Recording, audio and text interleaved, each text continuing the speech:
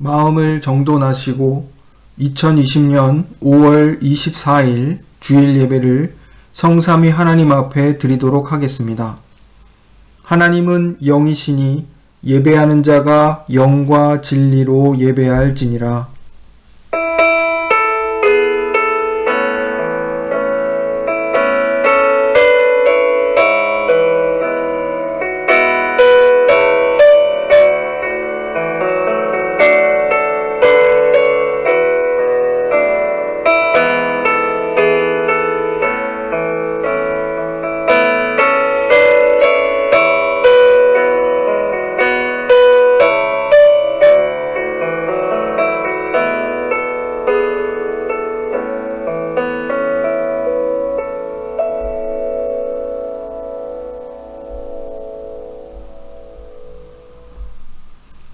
거룩하신 삼위일체 하나님, 재난의 상황 속에서도 예배당에서 또한 각자의 자리에서 주일 예배를 드릴 수 있도록 하시니 감사드립니다. 하나님은 영이시니 예배하는 자가 영과 진리로 예배할지니라 하신 말씀을 따라 시간과 장소에 매이지 않고 하지만 속히 함께 모여 예배드리기를 소망하는 마음을 가지고 성령의 교통하심과 진리 안에서 예배 드릴 수 있게 하십니다. 우리의 예배를 받아 주옵소서. 허물의 사함을 얻고 그 죄의 가리움을 받은 자 복이 있습니다. 주님께 우리의 죄를 아뢰고 우리의 죄악을 숨기지 아니하면 주께서 우리의 죄악을 사하여 주십니다. 사죄의 은총을 더하여 주옵소서. 예수님의 이름으로 기도드립니다. 아멘. 찬송가 9장, 통일 찬송가 53장을 찬양하시겠습니다.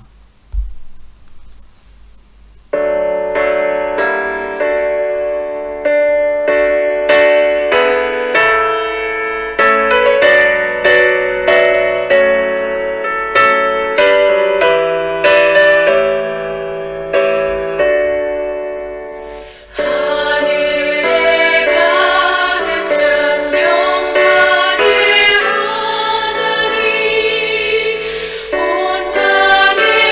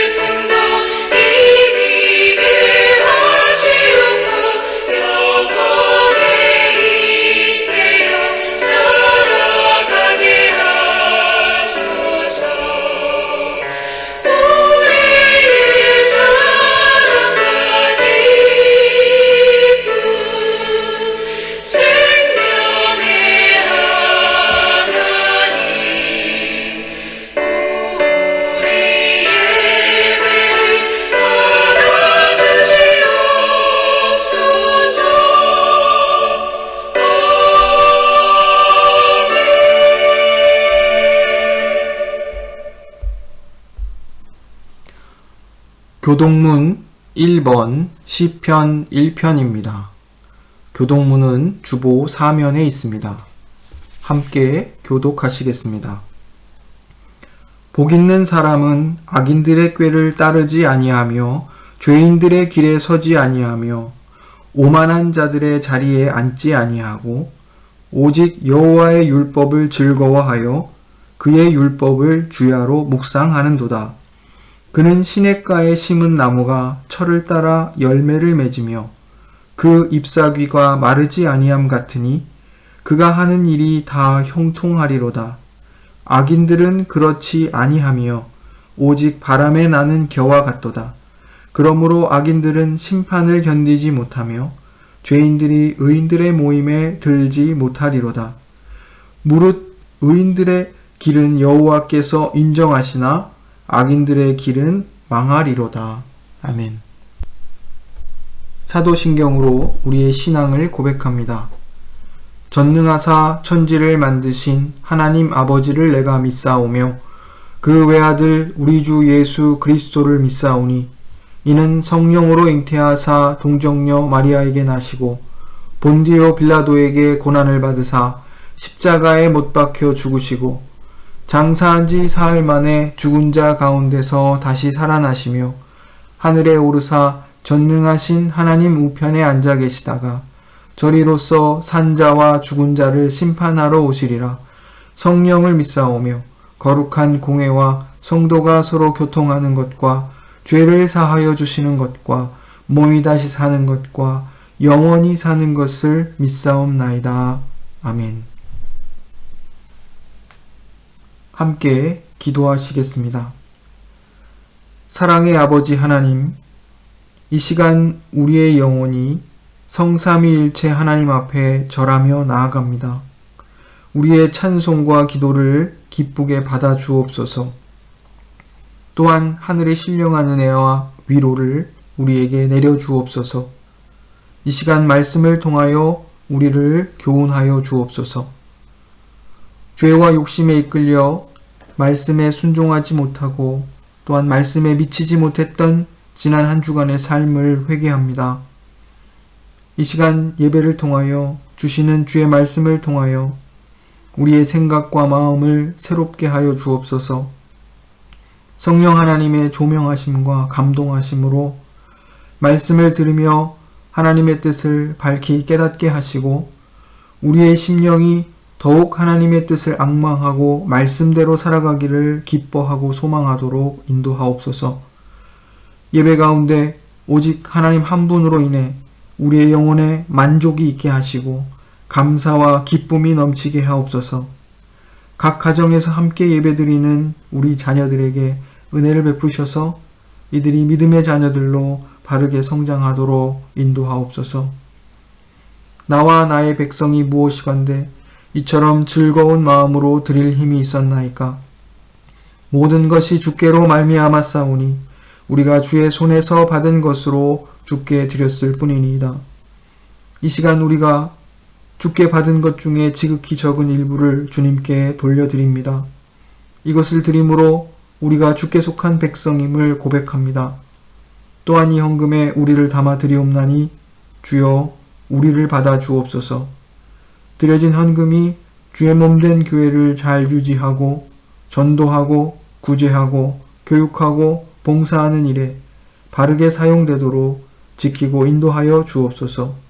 예수님의 이름으로 기도드립니다. 아멘.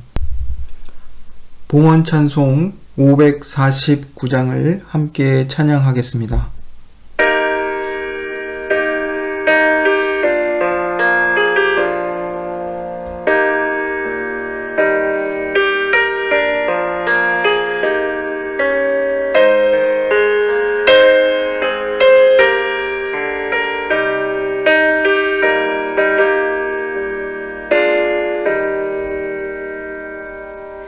내 주여 뜻대로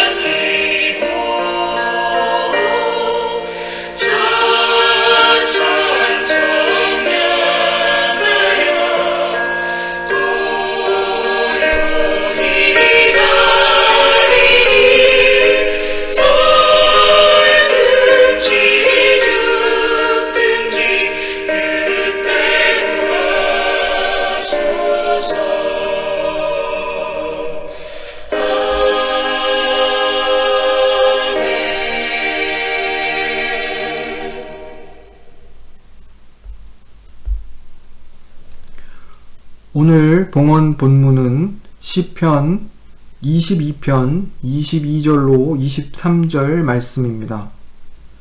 제가 봉독해 드리겠습니다.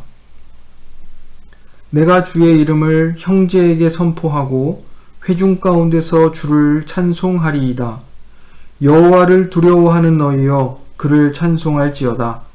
야곱의 모든 자손이여 그에게 영광을 돌릴지어다. 너희 이스라엘 모든 자손이여 그를 경외할지어다. 아멘.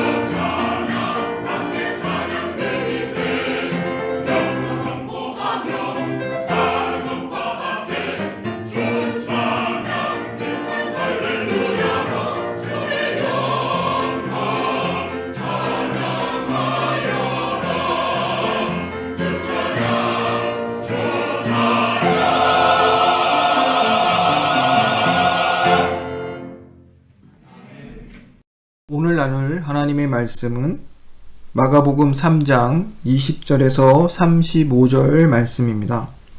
제가 봉독하겠습니다. 집에 들어가시니 무리가 다시 모임으로 식사할 겨를도 없는지라. 예수의 친족들이 듣고 그를 붙들러 나오니 이는 그가 미쳤다 하밀러라. 예루살렘에서 내려온 서기관들은 그가 바알세불이 집혔다 하며 또 귀신의 왕을 힘입어 귀신을 쫓아낸다 하니 예수께서 그들을 불러다가 비유로 말씀하시되 사탄이 어찌 사탄을 쫓아낼 수 있느냐? 또 만일 나라가 스스로 분쟁하면 그 나라가 설 수 없고 만일 집이 스스로 분쟁하면 그 집이 설 수 없고 만일 사탄이 자기를 거슬러 일어나 분쟁하면 설 수 없고 망하느니라. 사람이 먼저 강한 자를 결박하지 않고는 그 강한 자의 집에 들어가 세간을 강탈하지 못하리니 결박한 후에야 그 집을 강탈하리라. 내가 진실로 너희에게 이르노니 사람의 모든 죄와 모든 모독하는 일은 사하심을 얻되 누구든지 성령을 모독하는 자는 영원히 사하심을 얻지 못하고 영원한 죄가 되느니라 하시니 이는 그들이 말하기를 더러운 귀신이 들렸다 함이로라. 그때에 예수의 어머니와 동생들이 와서 밖에 서서 사람을 보내어 예수를 부르니 무리가 예수를 둘러앉았다가 여짜오되 보소서 당신의 어머니와 동생들과 누이들이 밖에서 찾나이다. 대답하시되 누가 내 어머니며 동생들이냐 하시고 둘러앉은 자들을 보시며 이르시되 내 어머니와 내 동생들을 보라. 누구든지 하나님의 뜻대로 행하는 자가 내 형제요 자매요 어머니이니라. 아멘.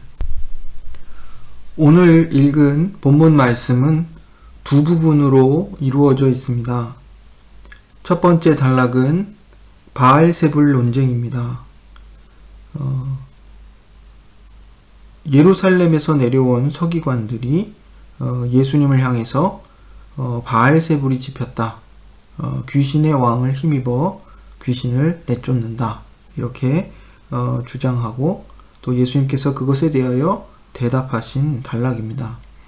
그런데 이 단락에는 앞서 예수님의 가족들이 예수님을 찾아온 일이 먼저 기록되고 있습니다. 가족들이 예수님을 찾아와서 예수님을 붙잡아 가려고 했다. 이렇게 얘기합니다. 그 이유는 예수님이 미쳤다고 생각했기 때문이라고 기록하고 있습니다. 두 번째 단락은 예수님의 가족에 관한 교훈입니다. 이 단락에서는 예수님의 가족들이 문 밖에서 사람을 보내어 예수님을 불렀습니다. 그리고 주변에 있던 사람들이 예수님께 예수님의 어머니와 그 형제들이 밖에서 부르고 있다. 이렇게 얘기했을 때 예수님이 교훈하십니다. 누가 내 어머니요 형제냐? 하나님의 뜻대로 행하는 자가 내 형제다. 이런 말씀을 주시는 부분입니다. 그런데 이 두 단락은 예수님의 가족에 관한 주제로 서로 묶여 있습니다. 21절과 31절에 보시면 예수님의 가족이라는 그 말로 이 전체가 이렇게 묶여 있는 것을 보게 됩니다. 이러한 전체 맥락 속에서 오늘 말씀을 살펴보려고 합니다.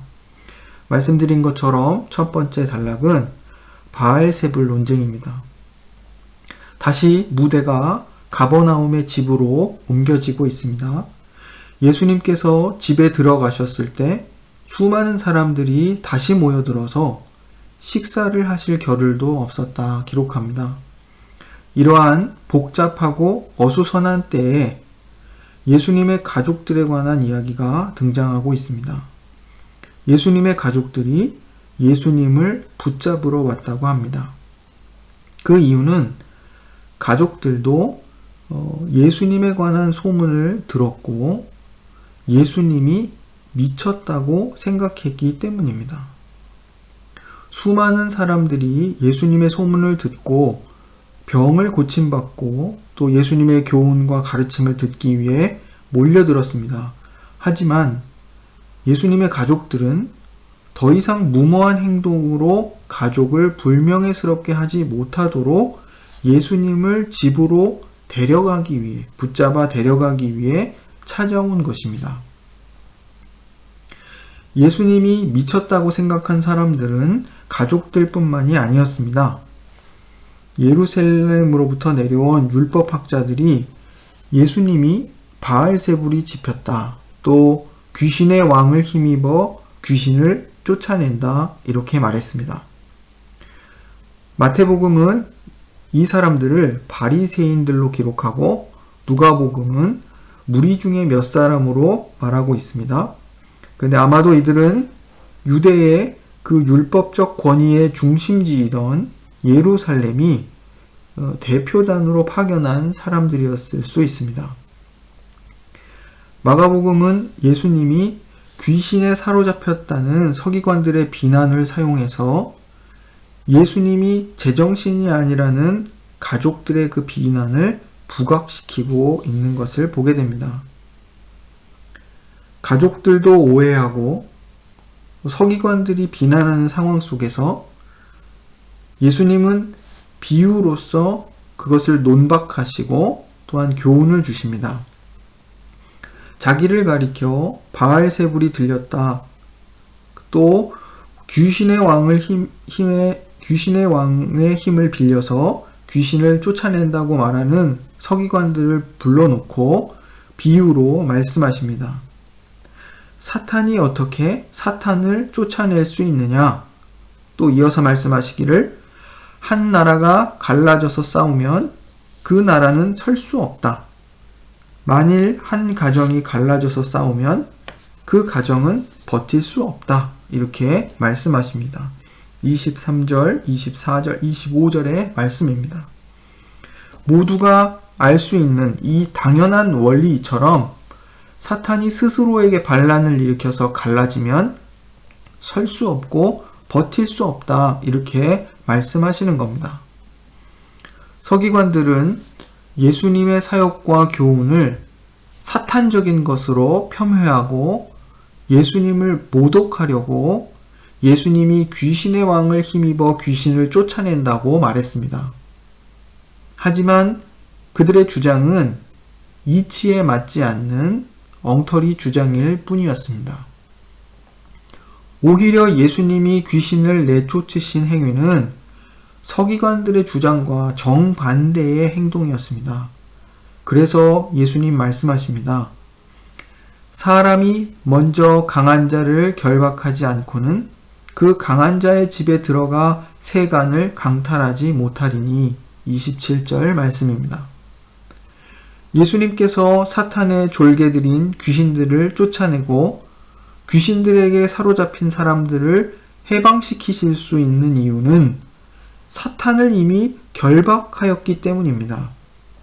그러므로 이 귀신을 내어 쫓는 축귀 현상은 사탄이 결박당하여 힘을 쓰지 못하고 있다는 증거입니다.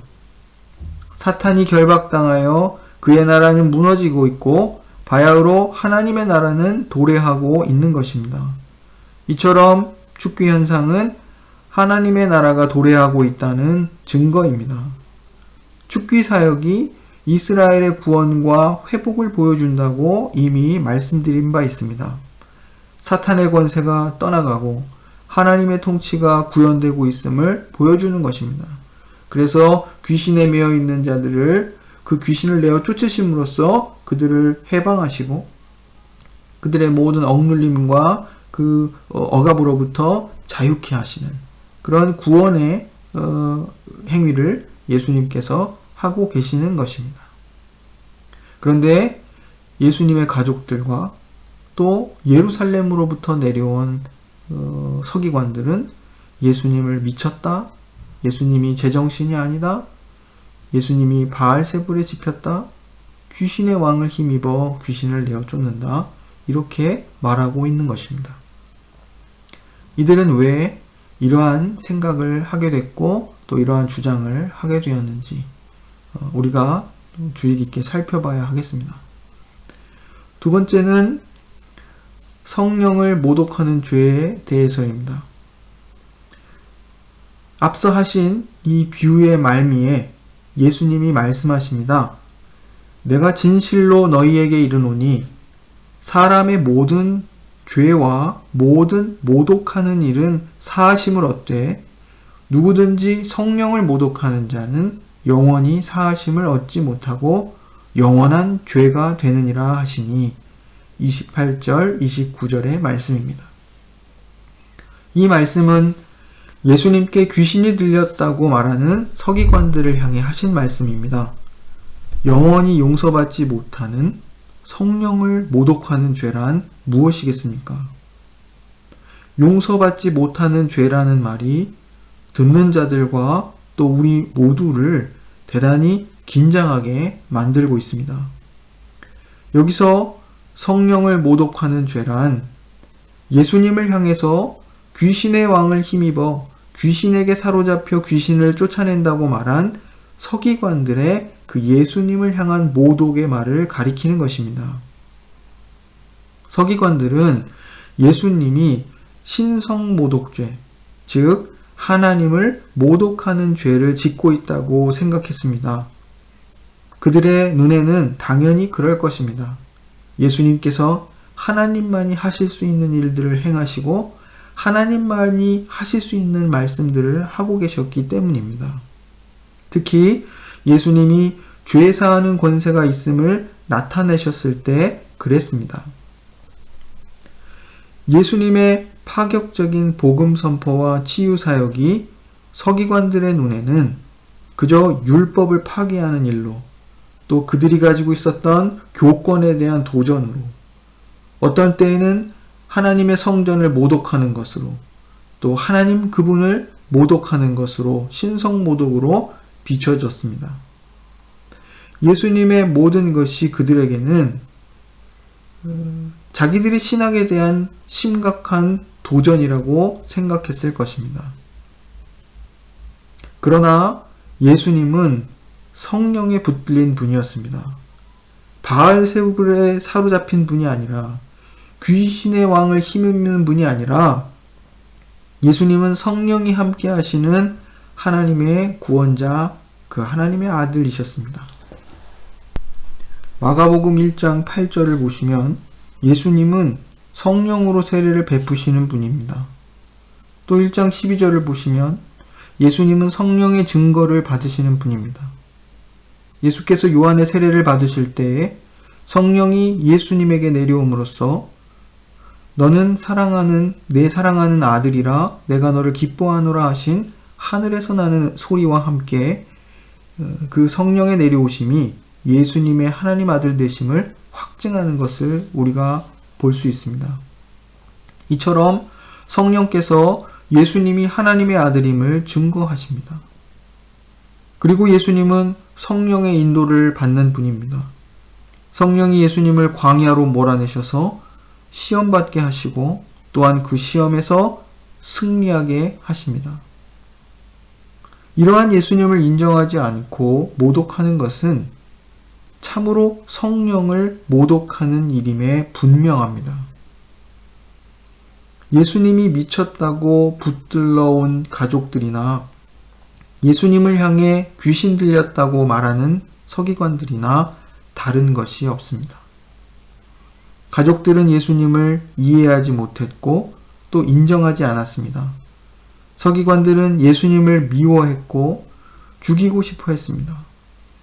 예수님에 대한 몰이해와 불인정이든 적대감이든 하나님의 아들 예수 그리스도를 배척하고 거절하는 것은 하나님의 구원과 은혜를 거절하는 결과를 가져오는 것입니다. 왜 구약 성경의 전문가들인 서기관들은 이처럼 성령을 모독하는 죄를 짓게 되었을까요? 서기관들의 교훈과 예수님의 교훈이 달랐기 때문입니다. 예수님이 가르치시는 것이 권위 있는 자와 같고 서기관들의 것과 같지 않았다 기록하고 있습니다. 서기관들은 자기들이 옳고 예수가 틀렸다는 확신이 너무도 크고 강했기 때문에 이러한 예수님을 거절하고 배척하는, 결과적으로 성령을 모독하는 죄를 짓게 된 것입니다. 예수님의 하나님의 복음 선포와 파격적인 이러한 교훈과 행보를 서기관들의 그 신학 지식과 신앙 경험으로는 도저히 받아들일 수 없었을 것입니다.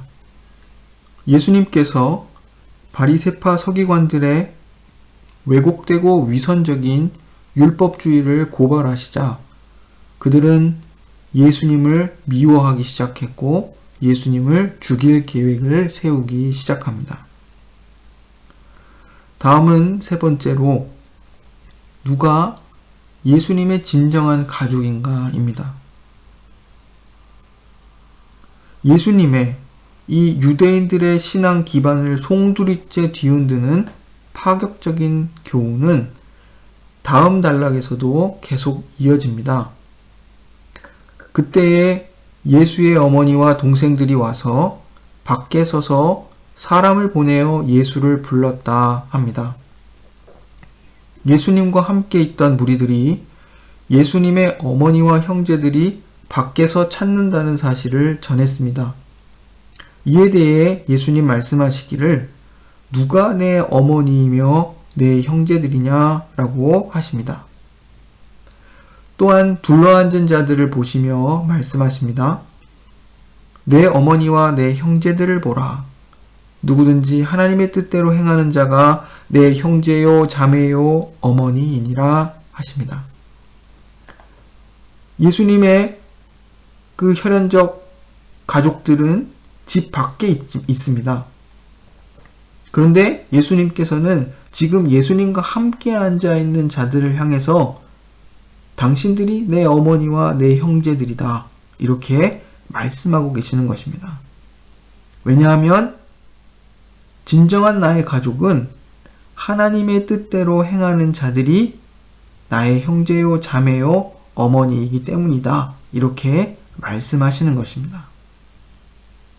가족과 혈연, 특별히 혈연적 선민 공동체를 중요하게 여기던 당대의 유대인들을 향하여 그들의 삶과 신앙의 기반이요 초석인 혈연적 가족 관계를 송두리째 뒤흔드는 지금 엄청난 발언을 하고 계시는 것입니다. 예수님은 말씀하십니다. 누구든지 하나님의 뜻대로 행하는 자가 내 형제요, 자매요, 어머니이니라. 예수님이 오셔서 회복하시는 새 이스라엘에서 새로운 가족의 개념은 하나님의 뜻대로 행하는 자들에 의해서 재구성되고 있습니다. 이러한 의미에서 교회 공동체는 하나님의 말씀을 행하는 자들에 의해 구성된 예수 가족 공동체입니다. 이 말은 하나님께서 예수 그리스도로 말미암아 구원하신 자들이 하나님의 말씀에 순종하여 살도록 부름받아서 새로운 가족 공동체를 이루게 된다는 그런 의미입니다. 예수님께서 회복하시는 새 이스라엘, 그 하나님의 나라는 혈연적 기초 위에 세워지는 나라도 아니며 율법학자들의 지위에 의존하는 교권에 의해 구성되는 나라도 아닙니다. 오직 하나님의 주권적인 은혜에 의해 부름받아 구원받고 하나님의 뜻에 순종하여 살게 된 자들로 구성되는 전혀 새로운 나라입니다. 오늘 봉헌 본문 말씀입니다. 제가 다시 한번 읽어드리겠습니다. 시편 22편 22절로 23절의 말씀입니다. 내가 주의 이름을 형제에게 선포하고 회중 가운데서 주를 찬송하리이다. 여호와를 두려워하는 너희여 그를 찬송할지어다. 야곱의 자손이여 그에게 영광을 돌릴지어다. 너희 이스라엘 모든 자손이여 그를 경외할지어다. 이 시편 말씀에서는 여기서 등장하는 형제는 여호와를 두려워하는 무리, 야곱의 모든 자손, 이스라엘의 모든 자손을 가리키고 있습니다. 예수님께서 내 형제라 말씀하실 때 그것은 하나님을 두려워하는, 하나님을 경외하는 참 이스라엘을 가리키는 것입니다.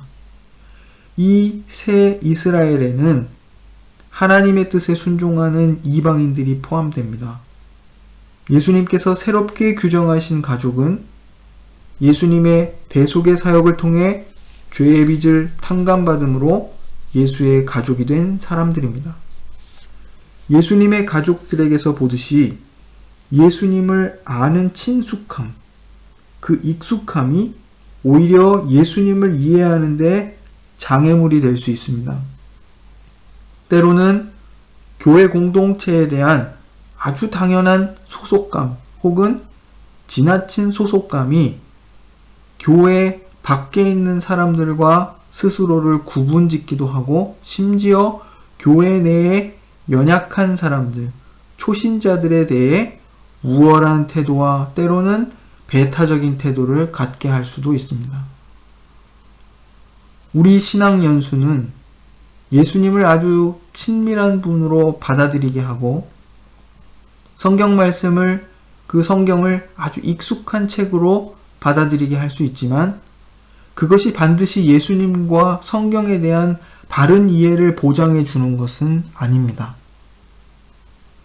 선민이라는 특별한 자격도, 혈연이라는 특별한 관계도, 서기관이라는 특별한 지위도 하늘 가족이 될 자격을 보장하지 못합니다.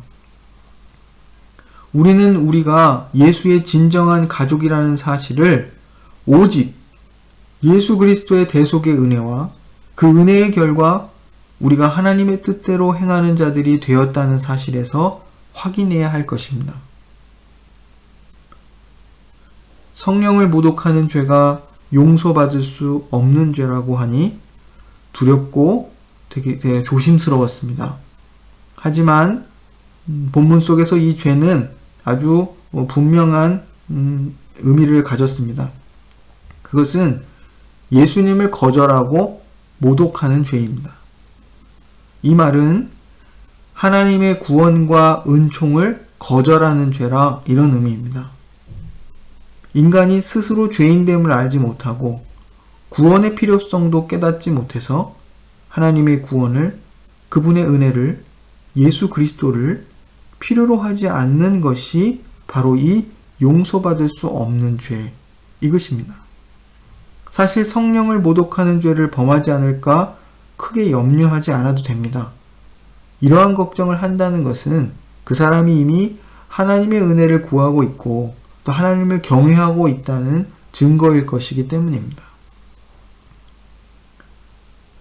하나님의 구원인 예수 그리스도를 적극적으로 거절하고 배척한 죄, 이것은 하나님을 모독하고 성령을 모독한 죄라 이것입니다.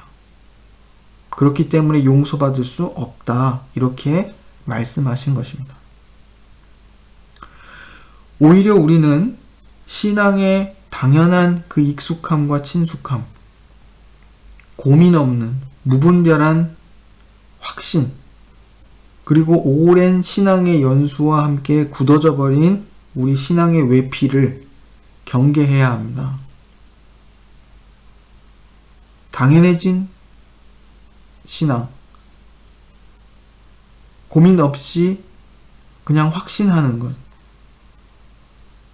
또 오랜 그 신앙의 연수와 함께 딱딱해져 버린 우리의 어떤 신앙의 겉모습들, 이러한 것들이 우리가 성경을 이해하고 예수님을 이해하고 하나님을 이해하는데 장애물이 될 수 있기 때문입니다. 우리는 우리가 어떻게 예수님의 가족이 되었는지를 기억해야 합니다. 그것은 오직 하나님의 주권적인 은혜 때문이었습니다. 예수 그리스도의 대속의 은혜 때문이었습니다. 우리에게 어떤 조건과 자격이 있어서가 아니었습니다. 우리 모두는 그저 은혜로 부름받아 하나님의 뜻에 순종하여 살게 되는 복된 사람들이 되었습니다. 이러한 사실을 기억할 때 우리 공동체는 예수의 진정한 가족들로서 존재하게 될 것입니다. 우리 함께 하나님의 뜻을 행하며 우리의 하늘 가족됨을 확인하는 그런 복된 은혜가 넘치는 교회 공동체가 되어 가기를 소원합니다. 기도하겠습니다. 사랑과 은혜의 하나님, 하나님도 알지 못하고 그리스도도 알지 못했던 저희들에게 은혜를 주셔서 예수를 구주로 고백하고 말씀에 순종하여 살아가는 참 이스라엘이요 하나님의 백성이 되게 하신 것 감사를 드립니다. 오늘 말씀을 통해 우리가 예수님의 가족이 된 것이 선민이라는 특별한 자격이 있어서도 아니고 혈연이라는 특별한 관계 때문도 아니며 서기관이라는 특별한 지위 때문도 아님을 확인하게 하십니다. 설교를 통해 우리가 예수의 진정한 가족이라는 사실을 오직 우리 주 예수 그리스도의 대속의 은혜와 그 은혜의 결과 우리가 하나님의 뜻대로 행하는 자들이 되었다는 사실을 확인하게 하십니다. 하나님 아버지, 우리는 이스라엘 사람도 아니고 약속에 대해 외인이었고 세상에서 소망도 없고 하나님도 없는 자들이었습니다. 그리스도의 피로 하나님께 받아들여진 우리들일진데 마치 우리에게 처음부터 자격이 있었던 것처럼 권리를 가졌던 것처럼 어리석게 행하는 일 없도록 도와주옵소서. 우리의 신앙 연수가 더해질수록 우리의 신앙이 굳은 표피와 같이 되지 않고 더욱 부드러운 마음밭이 되게 하셔서 그래서 주께서 성경을 통해 말씀하실 때 어린아이와 같이 받을 수 있도록 도와주옵소서. 또한 우리의 신학 지식과 신앙 경험에 대한 확신이 너무나 확고해서 하나님이 말씀하실 때 듣지 않거나 혹 다른 이들을 배척하고 거절하는 일 없도록 우리를 지켜주옵소서. 긍휼이 많으신 주님, 우리가 늘 말씀 안에 깨어 있어서 하나님의 뜻에 순종함으로 우리가 예수의 진정한 가족됨을 확인하도록 긍휼을 베풀어 주옵소서. 예수님의 이름으로 기도드립니다. 아멘. 찬송가 204장, 통일 찬송가 379장을 함께 찬양하겠습니다.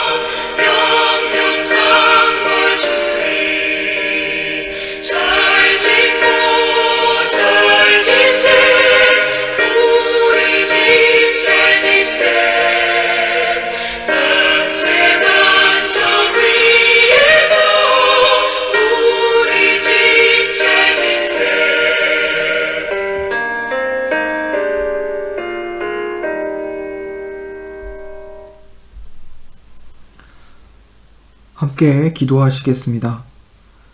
사랑의 하나님, 오늘도 말씀을 통해 우리가 예수의 참된 가족이 됨을 배우게 하시니 감사드립니다.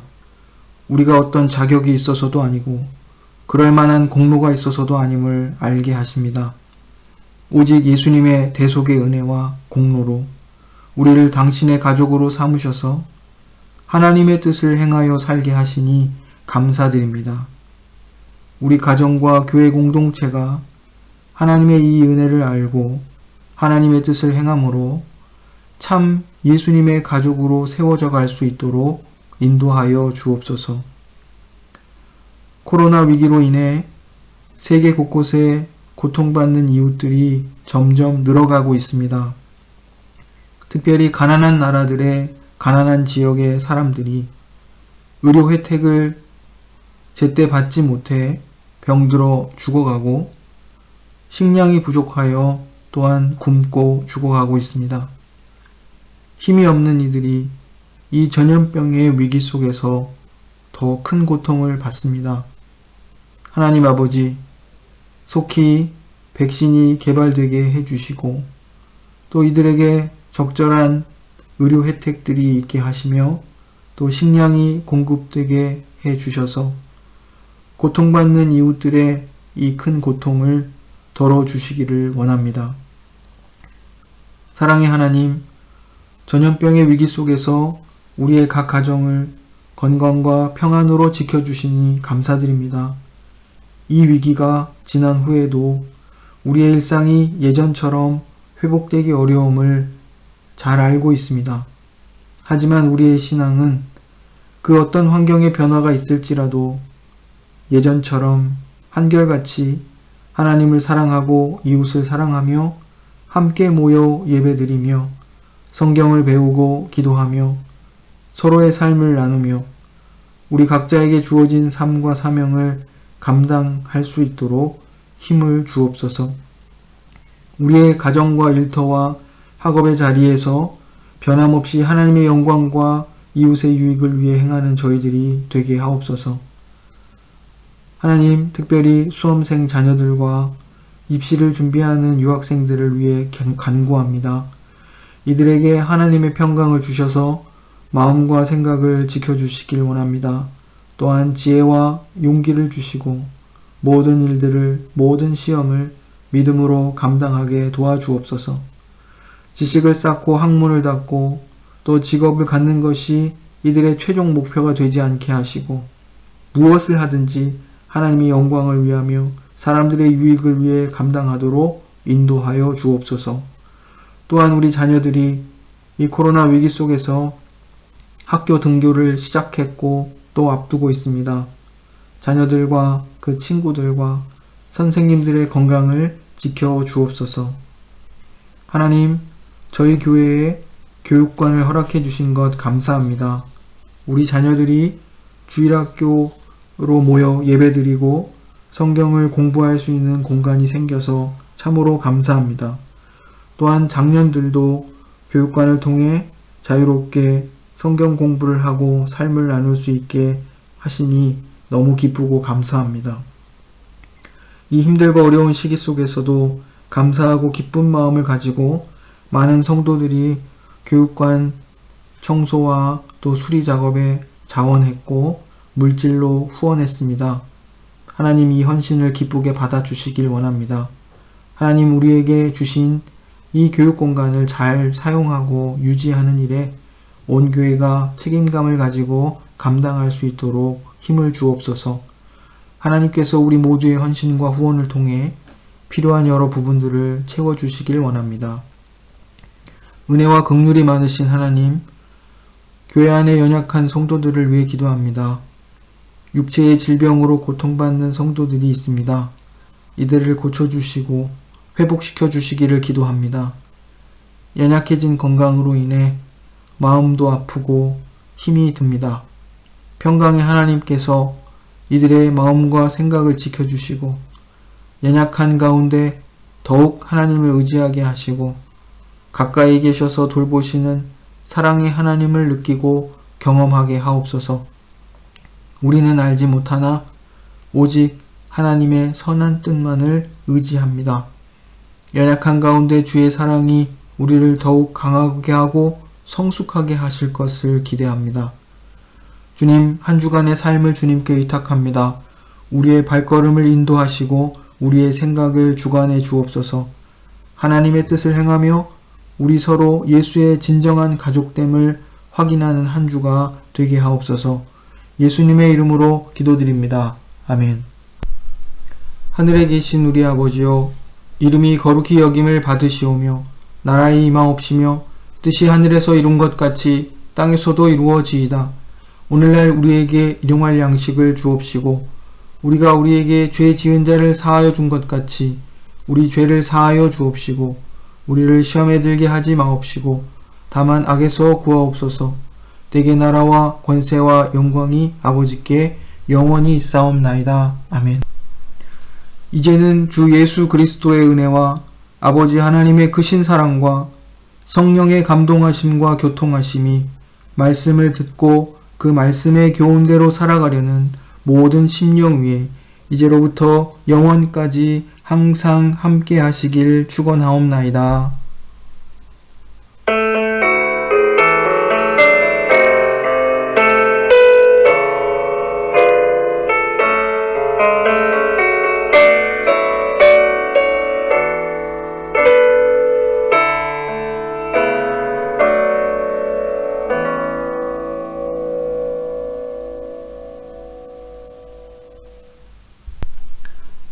교회 소식을 전해드립니다.